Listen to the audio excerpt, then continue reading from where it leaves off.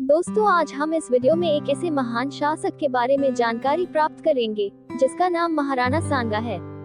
महाराणा सांगा जैसे राजा इतिहास में कम ही है जिन्होंने अपने महान व्यक्तित्व की अमर छाप छोड़ी हो।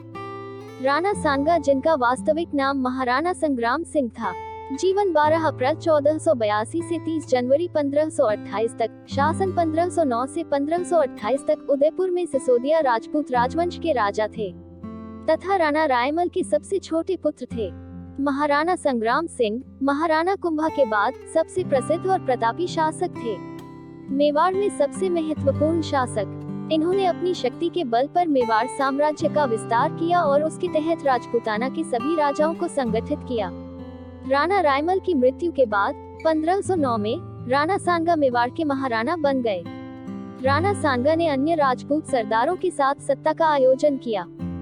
राणा सांगा ने मेवाड़ में 1509 से 1528 तक शासन किया, जो आज भारत के राजस्थान प्रदेश में स्थित है। राणा सांगा ने विदेशी आक्रमणकारियों के विरुद्ध सभी राजपूतों को एक किया। राणा सांगा सही मायनों में एक वीर योद्धा व शासक थे जो अपनी वीरता और उदारता के लिए प्रसिद्ध हुए। इन्होंने दिल्ली, गुजरात व मालवा मुगल बादशाहों के आक्रमणों से अपने राज्य की रक्षा की। उस समय के वह सबसे शक्तिशाली राजा थे। फरवरी 1587 में खानवा के युद्ध से पूर्व बयाना के युद्ध में राणा सांगा ने मुगल सम्राट बाबर की सेना को परास्त कर बयाना का किला जीता लिया था। खानवा की लड़ाई में हसन खां मेवाती राणा सांगा की सेना में एक सेनापति था। युद्ध में राणा सांगा के कहने पर राजपूत राजाओं ने पाती पैरवन परंपरा, एक राजस्थानी लोक परंपरा जो युद्ध में जाते समय निभाई जाती थी, का निर्वहन किया। बयाना के युद्ध के पश्चात 16 मार्च 1587 में खानवा के मैदान में राणा सांगा घायल हो गए। ऐसी अवस्था में राणा सांगा जी को युद्ध मैदान से बाहर निकलना पड़ा और उनकी जगह उनके परम मित्र राज राणा रजा झाला ने ली। उन्होंने अपनी वीरता से दूसरों को प्रेरित किया। इनके शासनकाल में मेवाड़ अपनी समृद्धि की सर्वोच्च ऊंचाई पर था। एक धर्मपरायण राजा की तरह इन्होंने अपने राज्य की रक्षा तथा उन्नति की। राणा सांगा इतने वीर थे कि एक भुजा, एक आंख, एक टांग खोने व अनगिनत जख्मों के बावजूद उन्होंने अपना महान पराक्रम नहीं खोया। सुल्तान मोहम्मद शाह मांडू के युद्ध में हराने व बंदी बनाने के बाद उन्हें उनका राज्य पुनः उदारता के साथ सौंप दिया। यह उनकी बहादुरी को दर्शाता है। खानवा की लड़ाई में राणाजी को लगभग 80 घाव लगे थे, अतः राणा सांगा को सैनिकों का भग्नावशेष भी कहा जाता है। बाबर भी अपनी आत्मकथा में लिखता है कि राणा सांगा अपनी वीरता और तलवार के बल पर अत्यधिक शक्तिशाली हो गया है। वास्तव में उसका राज्य चित्तौड़ में था। मांडू के सुल्तानों के राज्य के पतन के कारण उसने बहुत से स्थानों पर अधिकार जमा लिया। उसका मुल्क 10 करोड़ की आमदनी का था। उसकी सेना में 1 लाख सवार थे। उसके साथ 7 राव और 104 छोटे सरदार थे। उसके 3 उत्तराधिकारी भी यदि वैसे ही वीर और योग्य होते, मुगलों का राज्य हिंदुस्तान में जमने न पाता। ऐसे महाराणा का सबसे पहले प्रारंभिक जीवन जानते हैं। राणा रायमल के 4 पुत्रों पृथ्वीराज, सिसोदिया, जयमल तथा राणा सांगा तथा सेसा तथा 2 पुत्रियां थी। एक जीवित पुत्री आनंदीबाई थी। मेवाड़ के सिंहासन के लिए इन सब के बीच उत्तराधिकारी संघर्ष प्रारंभ हो जाता है। एक भविष्यकर्ता के अनुसार सांगा को मेवाड़ का शासक बताया जाता है। ऐसी स्थिति में कुंवर पृथ्वीराज व जगमाल अपने भाई राणा सांगा को मौत के घाट उतारना चाहते थे, परंतु सांगा किसी प्रकार यहाँ से बचकर अजमेर पलायन कर जाते हैं। तब सन 1509 में अजमेर के करमचंद पनवार की सहायता से राणा सांगा को मेवाड़ राज्य प्राप्त हुआ। राणा सांगा की सैन्य वृत्ति। मुगल साम्राज्य के संस्थापक बाबर ने अपने संस्मरणों में कहा है कि राणा सांगा हिंदुस्तान में सबसे शक्तिशाली शासक थे जब उन्होंने इस पर आक्रमण किया, और कहा कि उन्होंने अपनी वीरता और तलवार से अपने वर्तमान उच्च गौरव को प्राप्त किया। 80,000 घोड़े, उच्चतम श्रेणी के साथ राजा, 9 राव और 104 सरदारों व रावल, 500 युद्ध हाथियों के साथ युद्ध लड़े।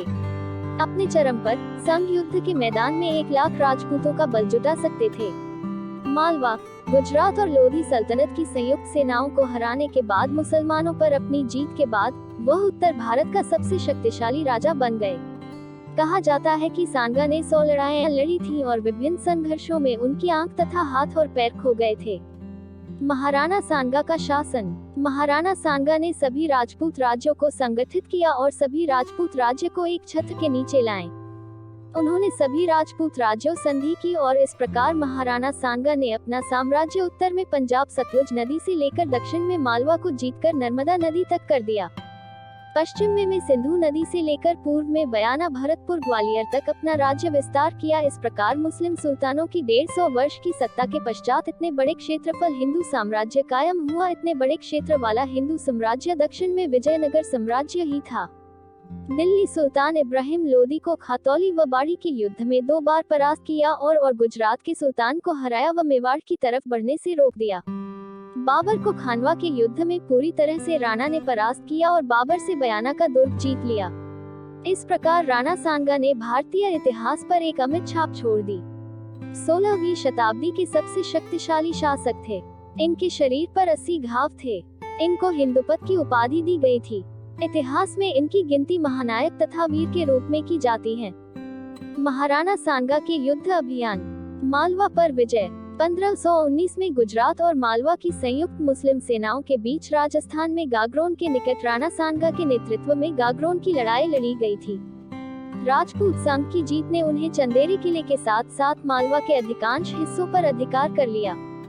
सिलवाड़ी और मेदिनी राय जैसे शक्तिशाली राजपूत नेताओं के समर्थन के कारण मालवा की विजय राणा सांगा के लिए आसान हो गई।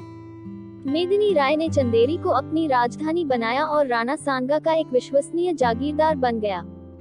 राणा सांगा चित्तौड़ से एक बड़ी सेना के साथ राव मेड़मदेव के अधीन राठौरों द्वारा प्रबलित और महमूद खिलजी द्वितीय से गुजरात असफलियों के साथ आसफ खान से मिला। जैसे ही लड़ाई शुरू हुई, राजपूत घुड़सवार सेना ने गुजरात कैवेलरी के माध्यम से एक भयंकर हमला किया। कुछ अवशेष जो बिखरने से बचे। राजपूत घुड़सवार गुजरात के सुदृढ़ीकरण को पार करने के बाद मालवा सेना की ओर बढ़े। सुल्तान की सेनाएं राजपूत घुड़सवार सेना का सामना करने में असमर्थ थीं और बुरी हार का सामना करना पड़ा। उनके अधिकांश अधिकारी मारे गए और सेना का लगभग सर्वनाश हो गया। आसफ खान के बेटे को मार दिया गया था और खुद आसफ खान ने उड़ान में सुरक्षा की मांग की थी। सुल्तान महमूद घायल अवस्था में कैद किया गया। मालवा में जीत और हिंदू शासन को बहाल करने के बाद सांगा ने शाहको क्षेत्र के हिंदुओं से जजिया कर हटाने का आदेश दिया।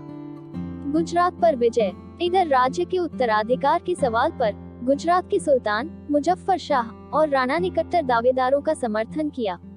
1520 में सांगा ने इधर सिंहासन पर रायमल की स्थापना की, जिसके साथ मुजफ्फर शाह ने अपने सहयोगी भारमल को स्थापित करने के लिए एक सेना भेजी।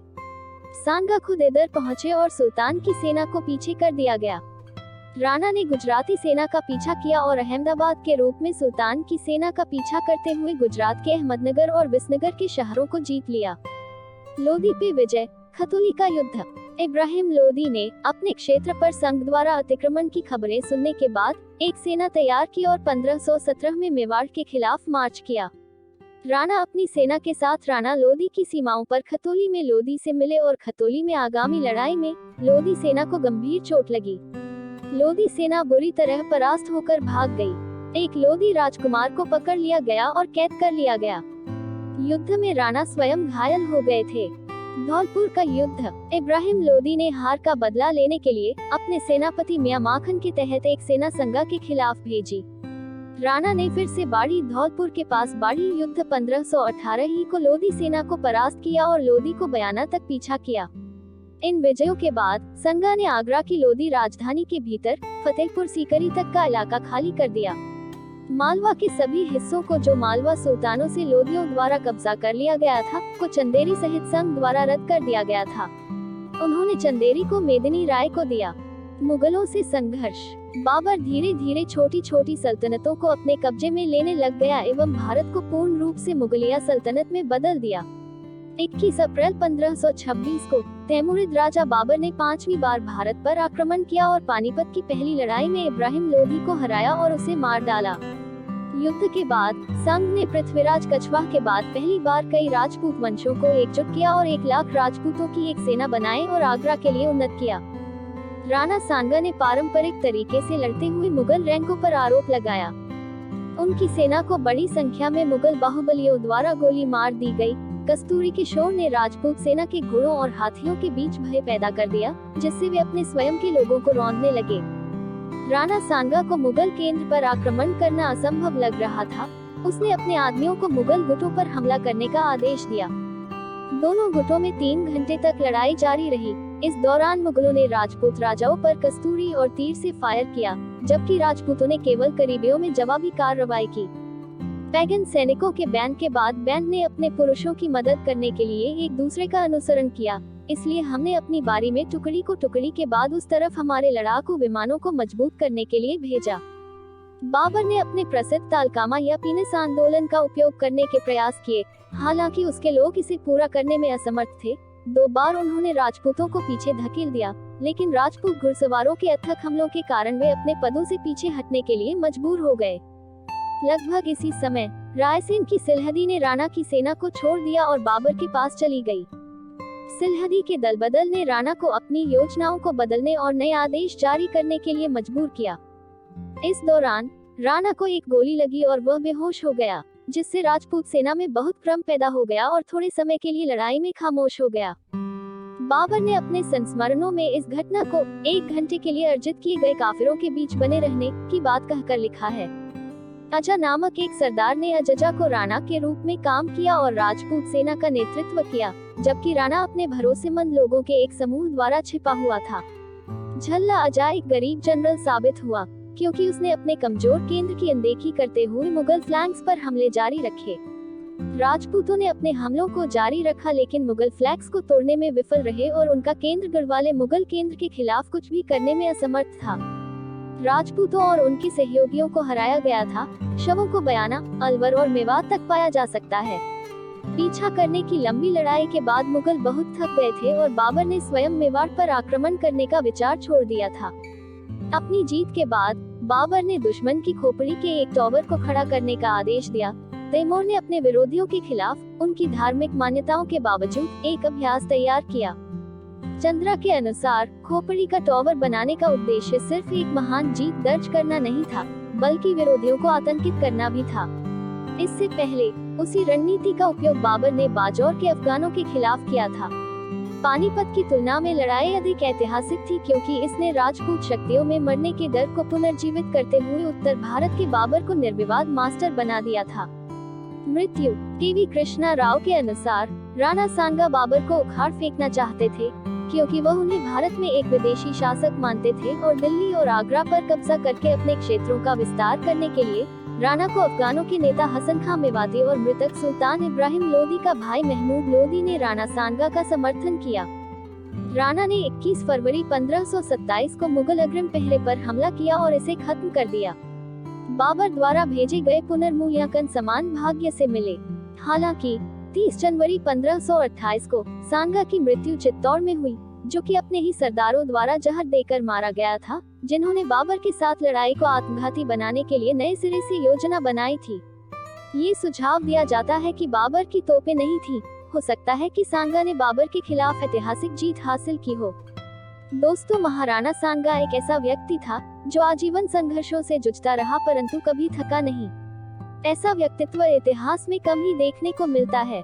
महाराणा सांगा के साथ अगर विश्वासघात जैसे षड्यंत्र नहीं होते तो भारतीय इतिहास में मुगलों जैसे विदेशी आक्रांताओं को भारत में पैर जमाने का मौका कभी नहीं मिलता। भारत का इतिहास और भूगोल आज दूसरा ही होता।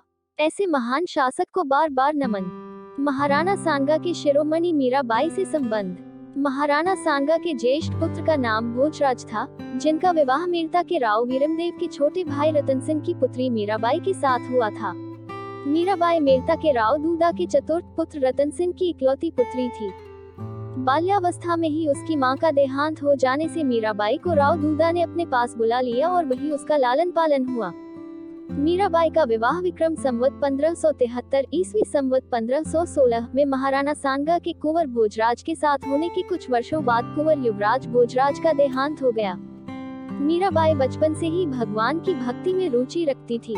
उनका पिता रतन सिंह राणा सांगा और बाबर की लड़ाई में मारा गया। महाराणा सांगा की मृत्यु के बाद छोटा पुत्र रतन सिंह उत्तराधिकारी बना और उसकी भी विक्रम संवत 1588 ईस्वी संवत 1531 में मरने के बाद विक्रमादित्य मेवाड़ की गद्दी पर बैठा।